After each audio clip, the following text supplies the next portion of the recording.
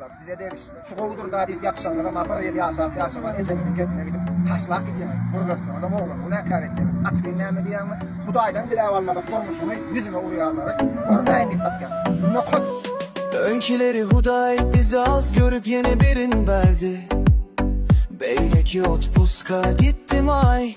Yerine missen yine bir kör çıktay. O da bolday nokatsa önki nokatın uçerim ay bu.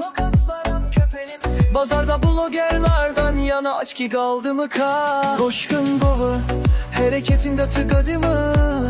Bıratok yaşından am haber alalı. Nereden çık yaray bulur hele bulayındı. Tüydük variyat yok mu?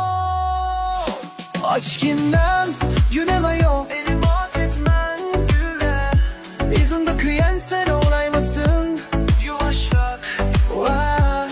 Otur boy sana eğer dolabı var bolsa. O da değilim sonunda. Nokat diye son gürlemek zavadlıcıyım.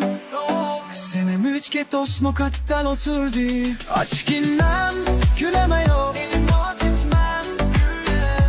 İzinde kıyen sen olaymasın.